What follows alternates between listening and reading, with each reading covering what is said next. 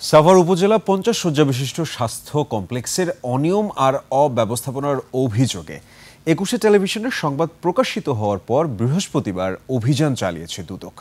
সে সময় ওষুধ না পাওয়া, অধিক টাকা চাওয়া সহ বিভিন্ন অনিয়মের প্রমাণ পাওয়া যায়। সাভার প্রতিনিধি শাহেদ জুয়েলের তথ্য ছবিতে desk report. Colour expert, George sap এবং মাইল্ড অন হ্যান্ডস টেকনোলজি সমৃদ্ধ অরিক্স ক্রিস্টাল ওয়াশ আপনার লন্ড্রি এক্সপার্ট।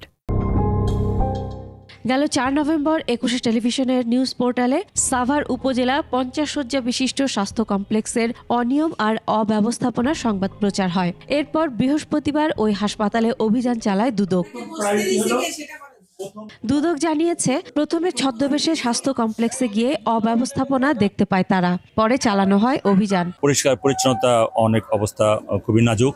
আরেকটা হলো যখন কাউন্টে ওষুধ আনতে যায় তখন ওষুধ পাওয়া যায় না, টিকিট কাটতে যায় টাকা বেশি চায়। মূলত এই বিষয়গুলো আমরা অভিযান করেছি। কমিশন থেকে আমাকে পাঠিয়েছে একটা টিম করে। হাসপাতাল কর্তৃপক্ষ বলছে, যে সকল সমস্যা আছে তা দুদক চিহ্নিত করেছে, সে অনুযায়ী ব্যবস্থা নেওয়া হবে। মার্ক করে দিয়ে গেছেন যে এই ব্যবস্থাপনা আছে।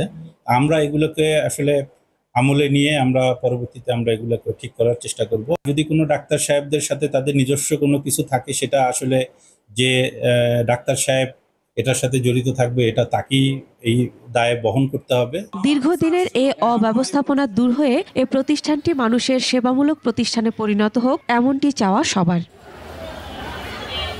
Masum আলিসা, desk report, 21 television.